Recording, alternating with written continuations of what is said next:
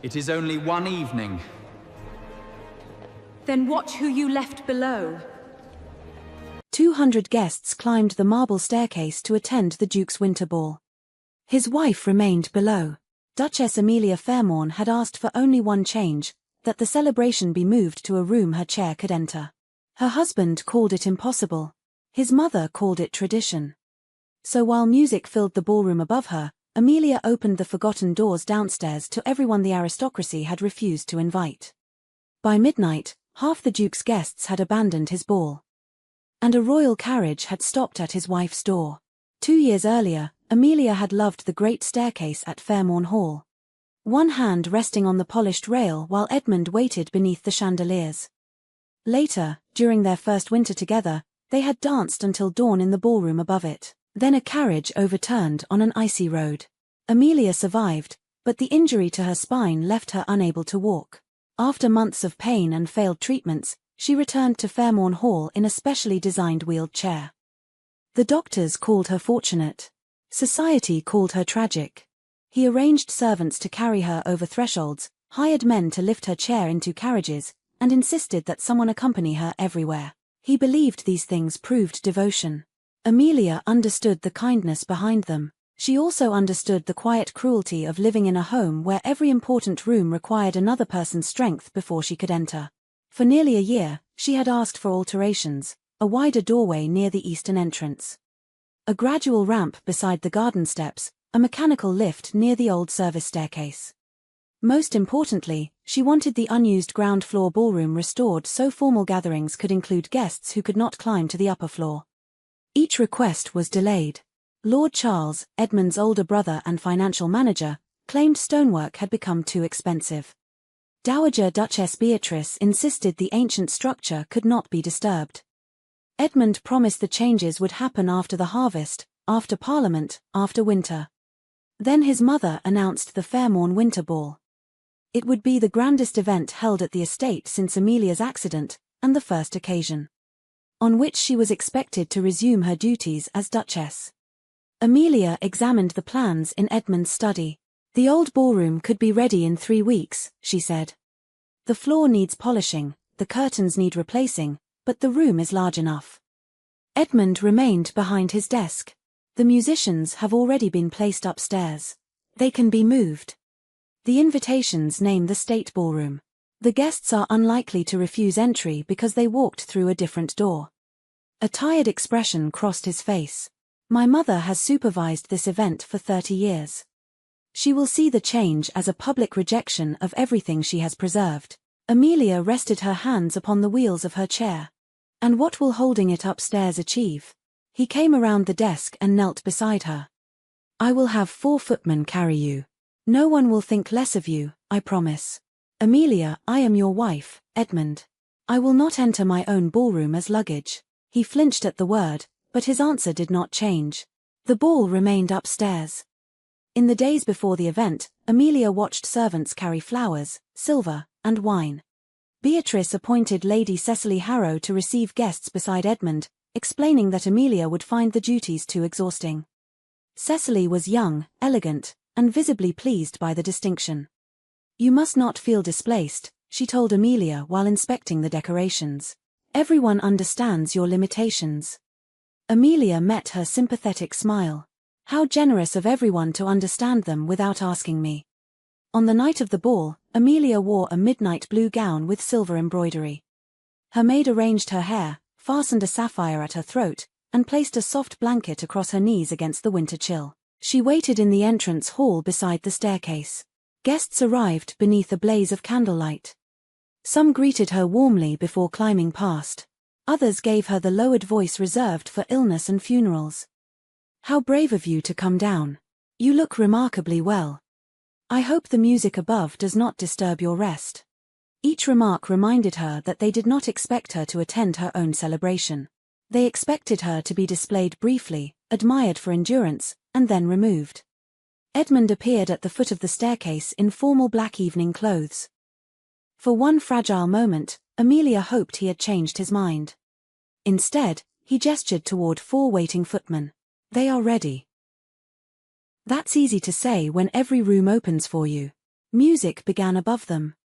Edmund glanced toward the staircase where Beatrice and Cecily were already welcoming the first important arrivals. "I must go." Amelia did not stop him. She watched her husband climb toward the light while 200 guests followed. When the final notes of the opening dance drifted through the ceiling, her maid asked whether she wished to return to her rooms. Amelia turned toward the closed double doors at the western end of the hall. "No. Open the old ballroom." The servants hesitated. "It has not been used in years, Your Grace." "Then it has waited long enough." Dust covered the floor and several curtains had faded from red to brown. Yet the doors were wide, the fireplace still worked, and no staircase stood between Amelia and the center of the room. She sent invitations through the servants' hall. Captain Thomas Reed arrived first, leaning on a cane beside the artificial leg that had excluded him from the formal guest list. Behind him came 3 wounded veterans, 2 elderly widows, several village women. And the young musicians Beatrice had considered too inexperienced for the main orchestra. Amelia welcomed each person herself. Tables were carried in. Fires were lit. Food intended for the servants' supper was shared without concern for rank. Instead of rehearsed compliments, the room filled with discussions about veterans' employment, accessible cottages, and widows' pensions. And the empty ground floor rooms that could become a community center. When the young musicians began playing, several servants danced. Then guests from upstairs started appearing at the doors. At first, they came out of curiosity. Soon they stayed because the room below held something the grand ballroom lacked: warmth without performance and conversation that mattered after the music ended. Near midnight, Edmund descended to find half his guests gathered around his wife. Before he could reach her, the front doors opened. A royal footman entered, snow melting across his shoulders. Her Royal Highness, Princess Helena. Everyone turned toward the staircase. The princess looked up at the glittering ballroom above. Then she looked toward the wide-open doors where Amelia waited among veterans, widows, servants, and noble guests. Without hesitation, she walked past the stairs, straight toward the Duchess. Princess Helena entered the forgotten ballroom without waiting for anyone to announce her twice. Snow still clung to the hem of her traveling cloak. And the jewels at her throat seemed almost severe beside the plain wooden tables Amelia had ordered brought from the servants' hall. Yet the princess did not look offended by the faded curtains or the mismatched chairs. Her attention settled instead on Captain Reed, the wounded veterans beside him, and the large estate map spread across the table before Amelia. "Your Grace," she said, offering Amelia her hand. "I was told the Fairmorn ball was upstairs." "It is, Your Royal Highness." "And what is this?" Amelia glanced around the crowded room. This is where everyone else was able to enter. A few guests lowered their eyes. Princess Helena did not. She removed her cloak and handed it to a waiting servant. "Then I believe I have chosen the correct room." The musicians resumed softly while Amelia explained the discussion already underway. The empty eastern cottages could be converted into homes for injured veterans and the elderly. The unused rooms on the ground floor of Fairmorn Hall could provide training in bookkeeping, sewing, printing, and other work that did not require physical strength. A gradual path from the village road would allow people using chairs, canes, or crutches to enter without being carried.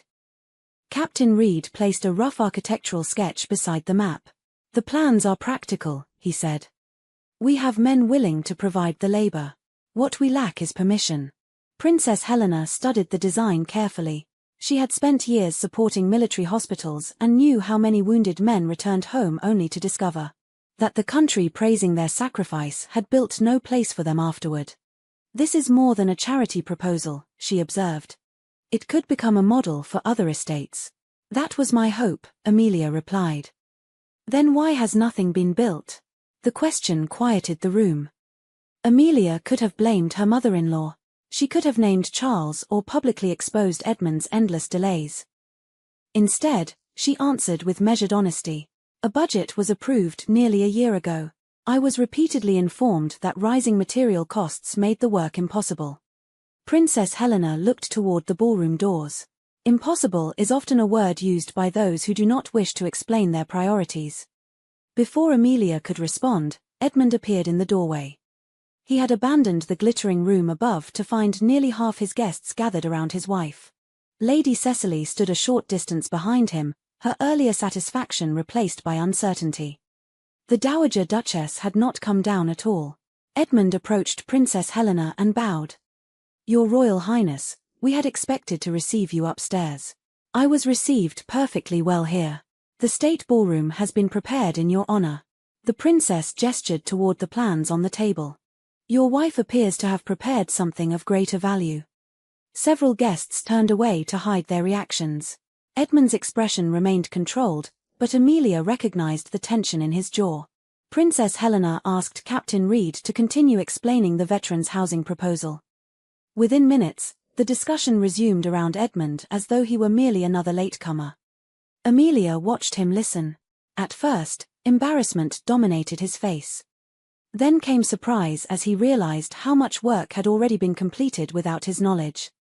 Amelia had identified unused buildings, estimated costs, consulted craftsmen, and calculated how many residents could be housed without increasing the estate's annual burden. This was not a wounded wife's emotional complaint. It was an organized plan. By the time Princess Helena agreed to become its patron, the winter ball upstairs had become an afterthought. Guests who had spent months discussing Amelia's misfortune now crowded around her to ask serious questions about employment, land use, and funding. The princess departed shortly after midnight, but not before taking Amelia's hand. "Send the complete proposal to my secretary. I expect to see this room open for its intended purpose before spring." When the royal carriage disappeared into the snow, the remaining guests began to leave. Some offered Amelia praise that felt genuine. Others spoke too loudly about how inspiring the evening had been, as though her exclusion had been arranged for their education. At last, only Edmund, Amelia, and a few servants remained. He closed the ballroom doors. "You made a spectacle of the family." Amelia's hands tightened once around the rims of her chair before relaxing. "I opened a room. You knew the princess was coming. I knew she was invited to your ball. I did not know which staircase she would choose. This could have been discussed privately." It was discussed privately.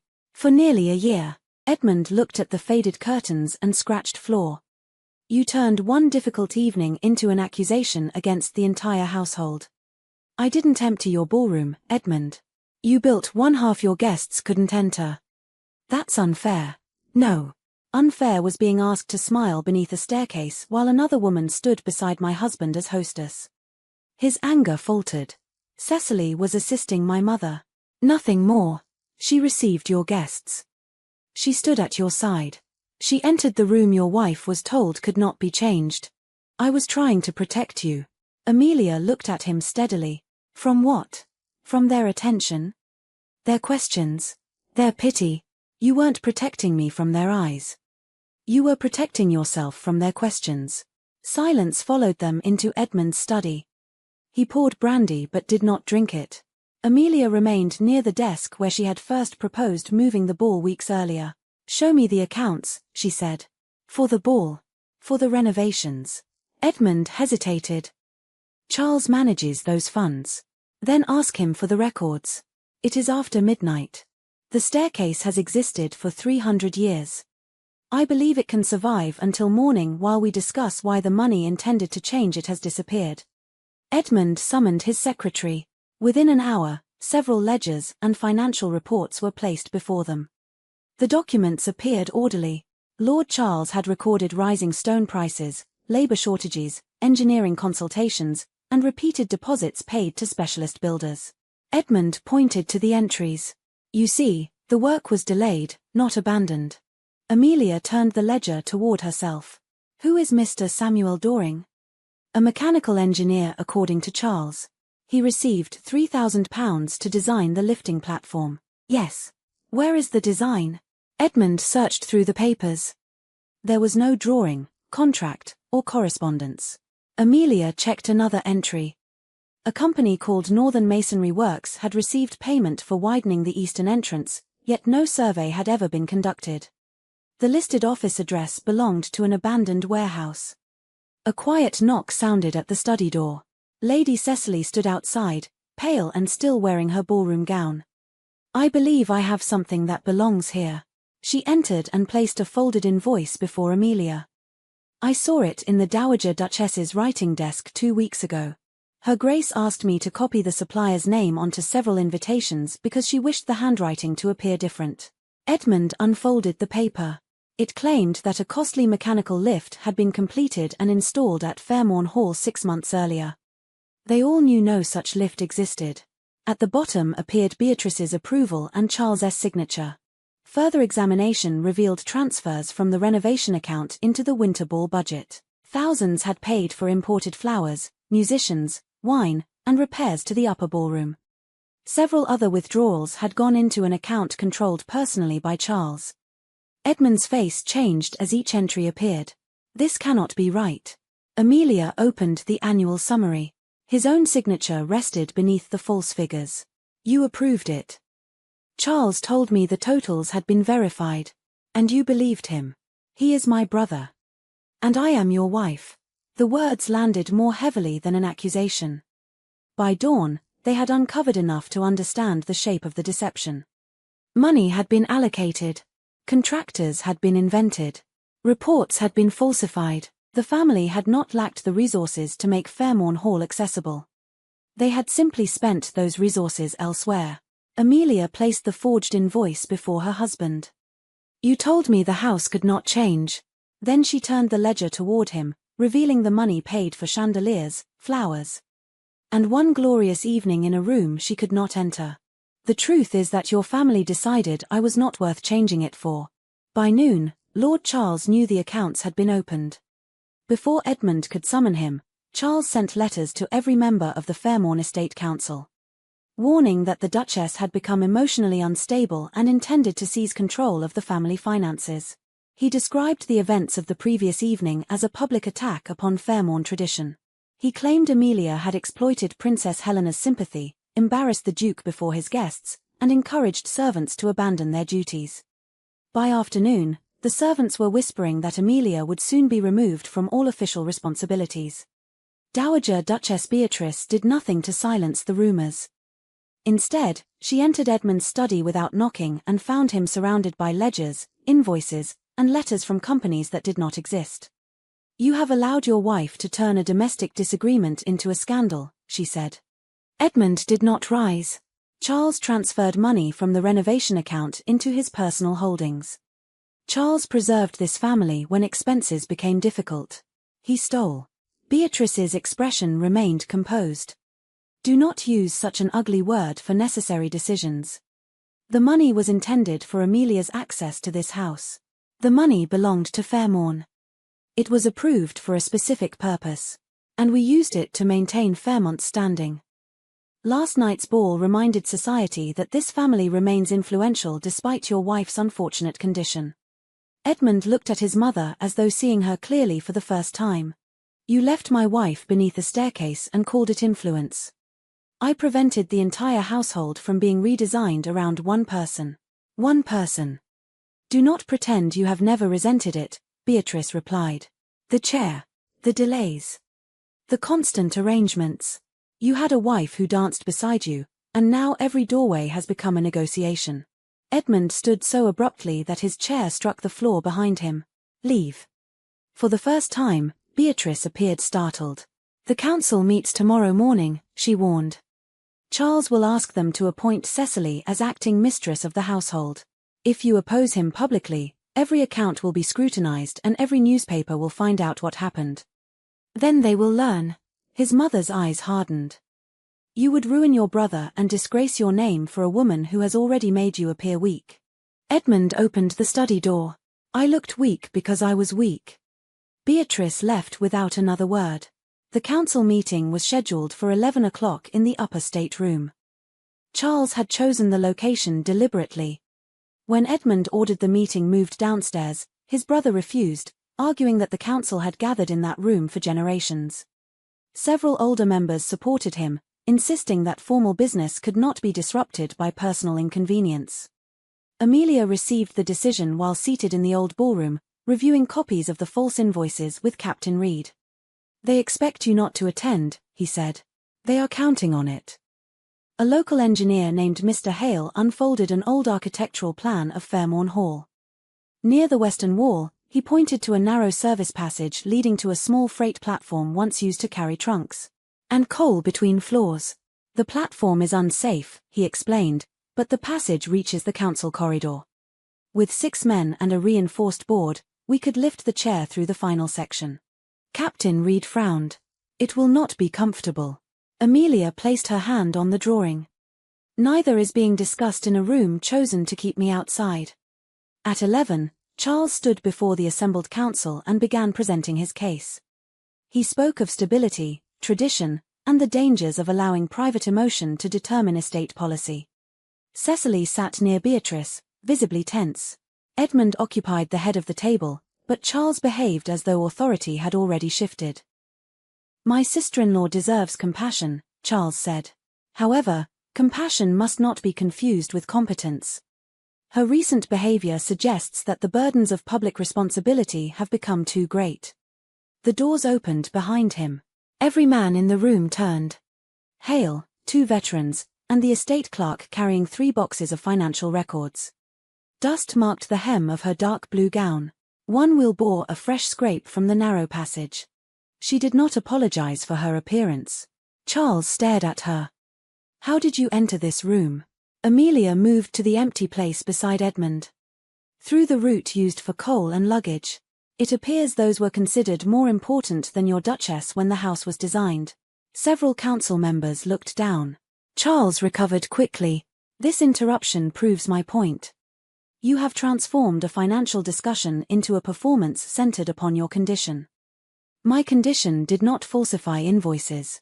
She placed the first ledger on the table. My chair did not steal the money. Your legs merely made it easier for you to reach the room where you hid it.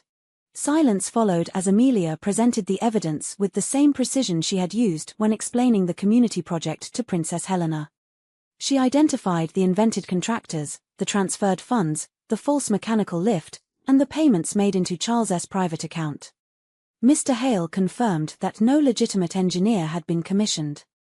The estate clerk verified that Charles had ordered several entries altered after Edmund signed the annual report. Charles dismissed them as misunderstandings. Administrative errors do not justify accusing a member of this family of theft. Cecily stood. Her hands trembled, but her voice did not. They were not errors. Beatrice turned sharply toward her. Sit down. Cecily remained standing. The Dowager Duchess asked me to copy supplier names onto private papers so the handwriting could not be connected to Lord Charles. I did not understand why at first. Later, Lord Charles asked me to sign a statement claiming I had witnessed workmen installing the lift. Charles's face darkened. And did you sign it? No. Because you were confused.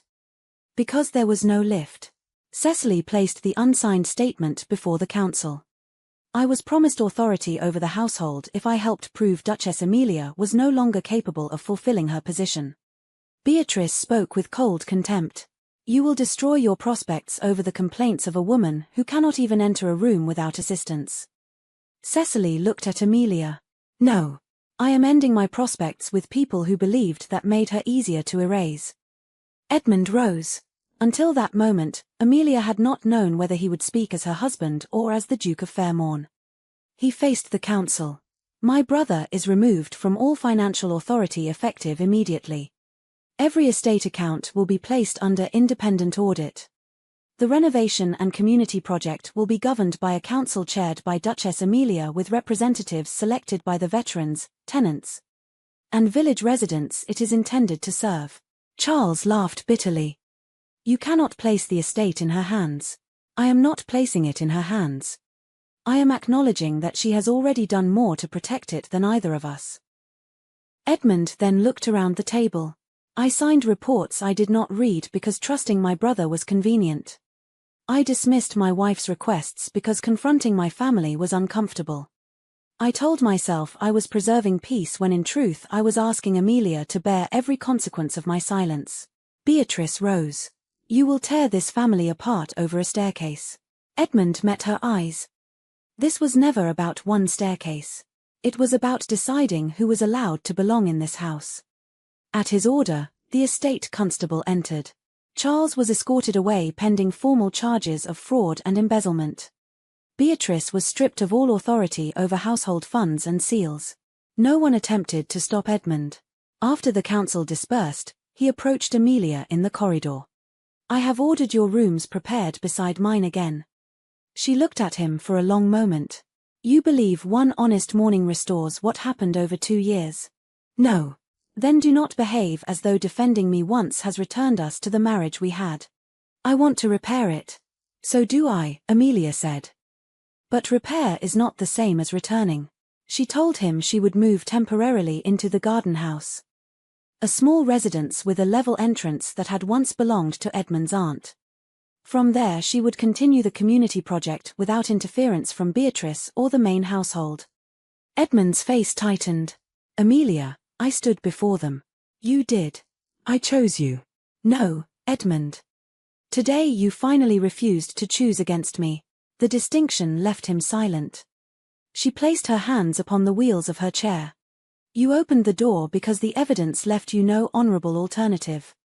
I need to know whether you will keep it open when there is no audience, no counsel, and no crime forcing you to be brave." He did not reach for her chair. He did not attempt to stop her. As Amelia moved toward the service passage, Edmund stepped aside and allowed her to choose her own direction. For the first time since the accident, he understood that loving her did not give him the right to decide when she should return.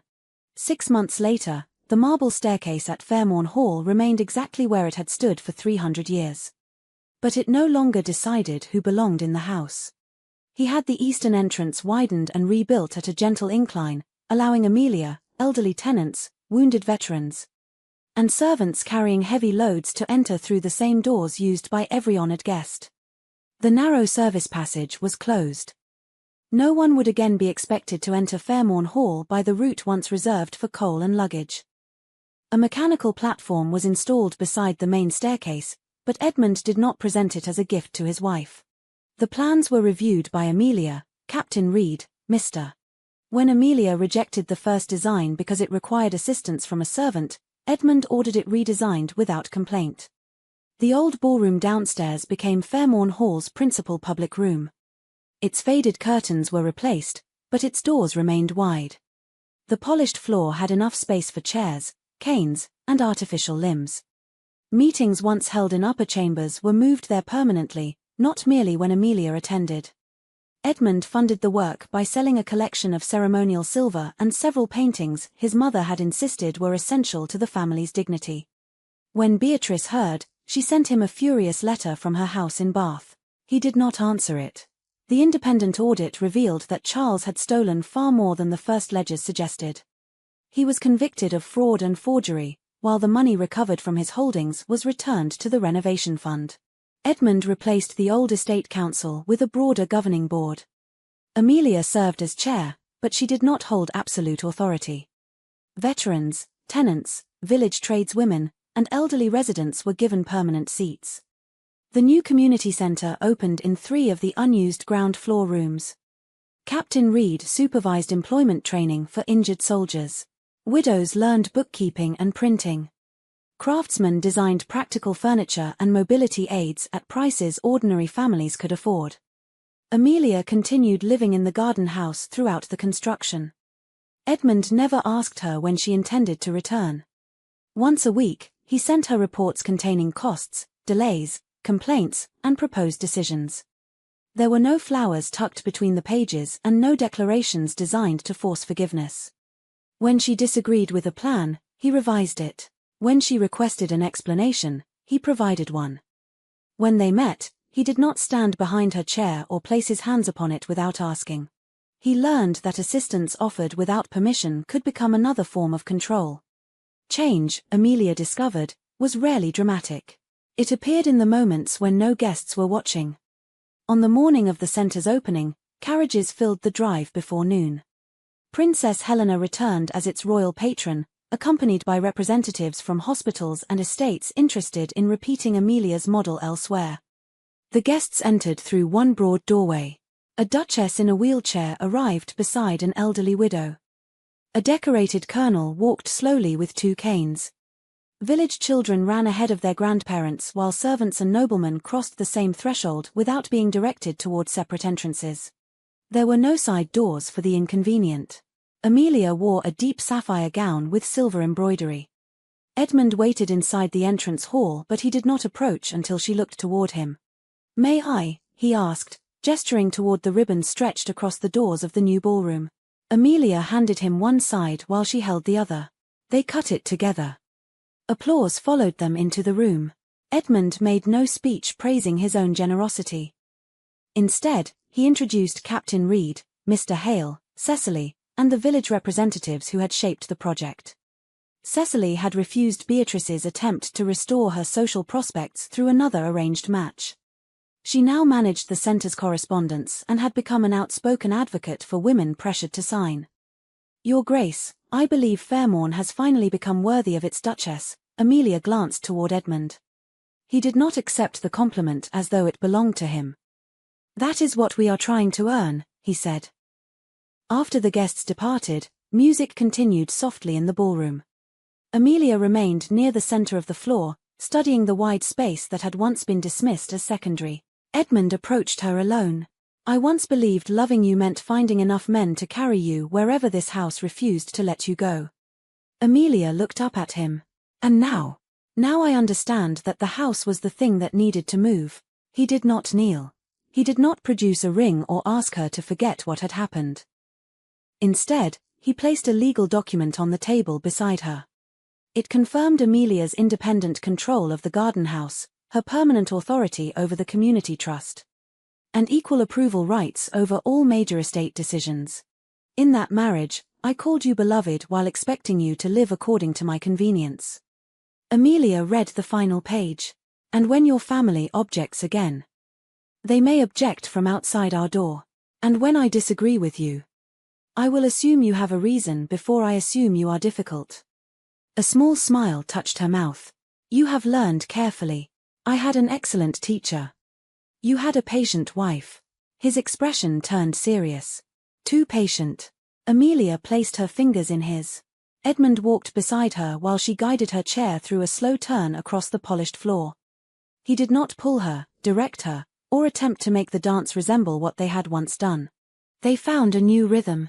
Years later, the old marble staircase still rose through the center of Fairmorn Hall. A small plaque was fixed near the ballroom doors. It carried neither Edmund's name nor Amelia's. Only one sentence: "Tradition is not preserved by deciding who must remain outside."